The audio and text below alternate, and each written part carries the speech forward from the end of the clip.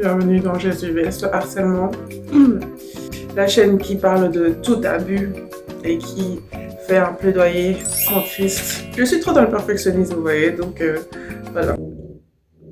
Et dans cette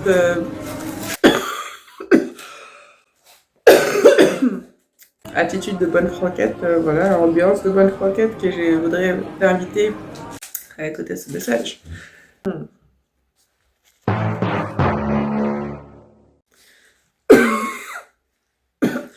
Je viens de manquer l'opportunité d'évangéliser à des âmes, en fait. C'est terrible. En sachant que tout le monde est en train de se diriger vers l'enfer, en fait. Tout le monde. Une fois, Dieu m'a montré une vision du harcèlement. Il y avait, en fait, une bassine de boue dans laquelle les gens qui harcelaient trempaient, en fait, comme s'ils étaient dans une espèce de piscine de boue.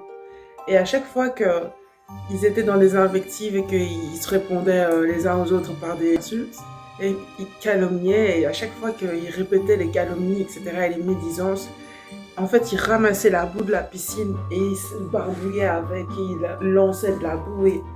Et en fait, le Saint-Esprit m'avait montré que si je rentre dans les jeux de perversion narcissique, où tu commences à dire « ouais, t'essayes de jouer dans la manipulation et dans le fait de créer des clans », tu rentres dans cette piscine. Et ouais, donc moi ce que j'aimerais dire, l'opportunité d'évangéliser que j'ai manqué en fait, c'est par rapport au fait de... J'étais dans ma... Moi je suis quelqu'un d'assez chill, hein. Je sais pas si t'as remarqué, je suis quelqu'un de... je suis quelqu'un de assez chill. Mon environnement c'est Mon environnement c'est la maison, la famille, la majorité de ma vie en fait. Donc je suis pas vraiment dans tout ce qui est essayer d'avoir l'air cool, essayer de pas avoir l'air ridicule.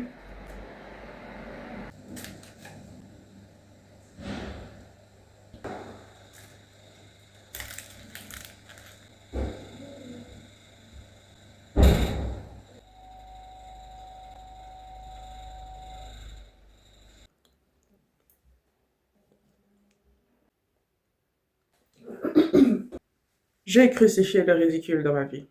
L'humiliation est crucifiée dans ma vie. L'humiliation, le ridicule, Tu connais quelqu'un qui a passé 10 ans à avoir un diplôme de master? La pire des choses, est-ce que tu connais quelqu'un qui a été insulté pendant des années devant sa famille, à l'église? Est-ce que tu connais quelqu'un qui a animé des activités pour enfants et qui, une fois que ses enfants ont grandi, s'est fait insulter par eux? Est-ce que tu connais quelqu'un qui n'a pas eu de copain pendant 38 ans? Si jamais tu connais ces personnes-là, il faut me dire, parce que moi, je veux bien qu'on fasse connaissance. Moi, je sais pas ça de vrai, vraiment, en termes de ridicule. Donc, dans les situations où j'ai manqué d'évangéliser, par exemple, aujourd'hui, j'étais en train de faire du sport, là. Je suis dans ma fenêtre anabolique, j'avais besoin de manger, je suis désolée. Et donc là, j'entends quelqu'un qui me voit avec les t-shirts de Jésus et qui fait « Oh, il y a des chrétiens là, ici. » Mais moi, étant un peu dans ma bulle, comme d'habitude, il était là, chrétien, qu'est-ce qu'il veut dire? Chrétien, est-ce qu'il a dit ça? Je regarde, il est passé à autre chose. Je vais, je sais pas. Je sais pas, est-ce que I don't know. Première opportunité manquée. Deuxième opportunité. Encore les gens qui parlent de oui, à qui j'avais parlé de oui, si vous savez, vous êtes au courant de quelque chose par rapport aux injures qui peuvent voler comme ça, là, par rapport au harcèlement, ben il faut me dire. Après, je les vois en train de parler de ah oui, tu sais bien, l'omerta, tu connais cette vision-là où tu vois le mal, mais tu ne vas pas lutter contre le mal.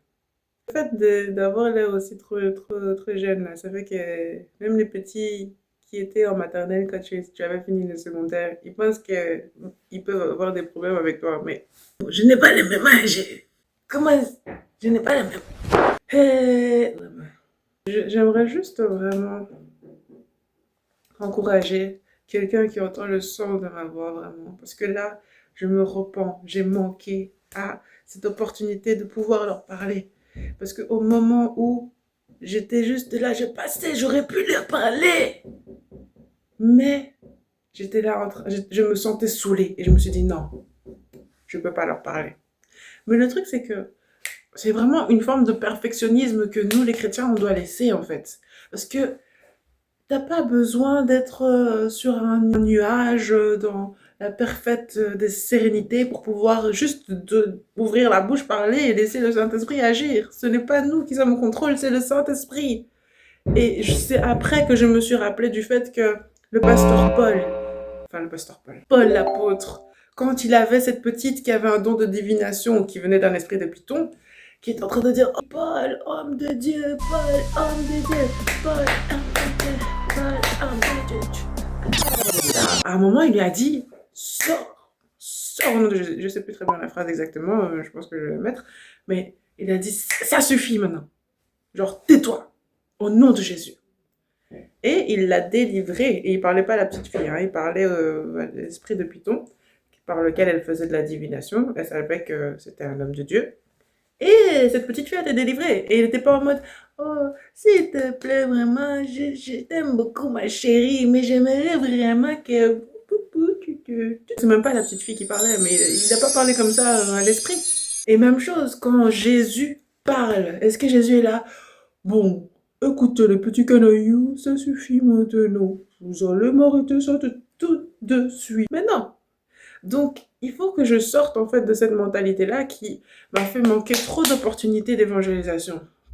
Parce que il faut chaque fois que je me rappelle que Dieu a déjà travaillé pour que j'ai l'humilité de pouvoir faire face à toutes les provocations. Quand Dieu permet que tu fasses face à provocation sur provocation sur provocation sur provocation, c'est parce qu'il veut t'amener à crucifier ton ego. Même s'il y a des choses qui te saoulent et te dérangent, tu es là même. Quand tu es passé par tellement de niveaux de brisement, l'ego est tellement enterré profondément quelque part que tu réfléchis même de est-ce que c'est qui est la personne qu'on essaie de provoquer? Qui veut le provoquer, c'est qui? Parce que personnellement, moi c'est comme ça. Personnellement, c'est comme ça que moi je réfléchis. Je vais me fâcher parce que pourquoi?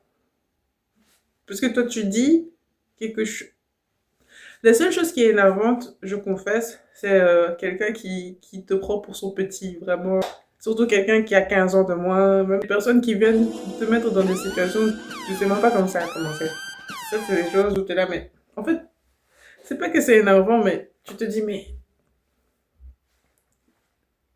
moi, Pardon?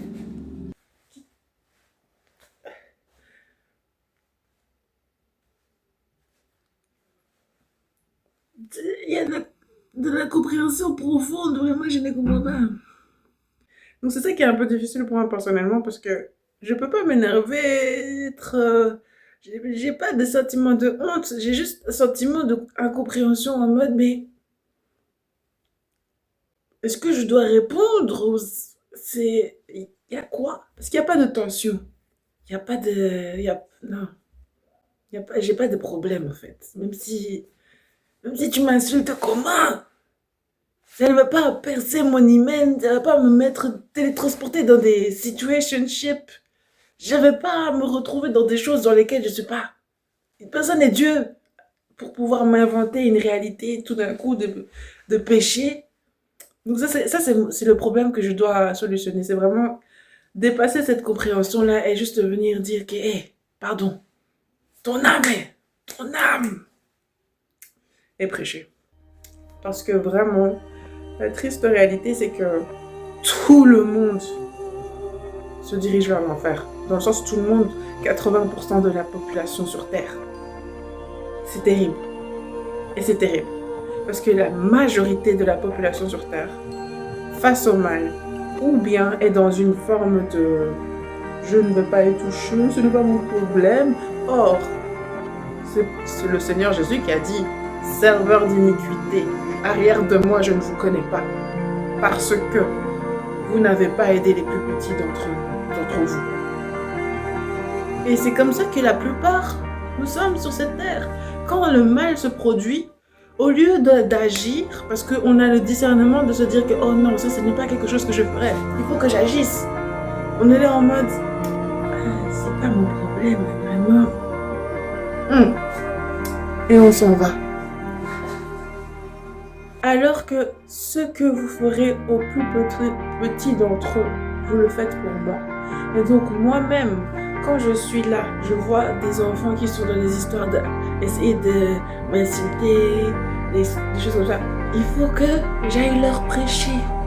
Parce que les âmes que Dieu en fait t'attribue, c'est pas forcément peut-être pour aller leur parler directement, pour être posé en fonction du discernement, mais c'est des âmes qui sont attribuées à toi en fait. Le salut de ces âmes sont attribués à ton intercession pour eux. Quand tu as des personnes qui t'accusent à tort, quand tu as des personnes qui viennent te chercher des problèmes pour rien, c'est la manière de Dieu pour te dire intercède, prie pour eux, fais quelque chose parce que j'ai permis que c'est à toi qu'il s'adresse. J'ai permis que c'est de toi qu'il parle. Parce que toi, tu n'es pas quelqu'un qui va te disputer avec eux, qui va les amener au plus dans des complications et des disputes. Non, toi, tu es une personne qui a l'esprit, mon esprit, et qui peut, par l'intercession et l'exhortation, les amener vers la voie droite. Et il faut se rappeler aussi que celui qui ramène une âme perdue vers la voie droite, se lave d'une multitude de péchés. C'est une grande bénédiction. Donc, s'il vous plaît, je me dis à moi-même aussi, ne laissons pas passer des bonnes opportunités comme ça, de salut pour des âmes. Ne restons pas silencieux, parce que malheureusement, la majorité d'entre nous, face au mal, face au harcèlement, face à tout ce qui peut se passer de mauvais, on est là en mode. Et puis on va dire, oui mais Dieu vraiment, si Dieu il existait, est-ce que si Dieu il est vraiment vrai, pourquoi est-ce qu'il laisse que tout ça se passe? Parce que Dieu il a mis toi et moi sur terre ici, pour qu'on puisse réussir à intercéder pour les plus petits d'entre nous, pour les plus faibles et les plus vulnérables.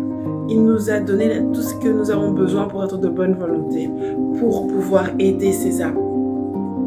Et comme nous restons apathiques, que ce soit pour le salut des âmes ou que ce soit pour le trafic des enfants, et qu'on est là en mode on regarde nos petites vidéos sur Instagram et YouTube, on échappe à la réalité du totalitarisme de nos gouvernements. Nous sommes l'armée que Dieu a placée sur cette terre en fait. Donc c'est à nous d'agir en nous appuyant sur le Saint-Esprit de Dieu. Ne soyons pas complices du diable par notre apathie.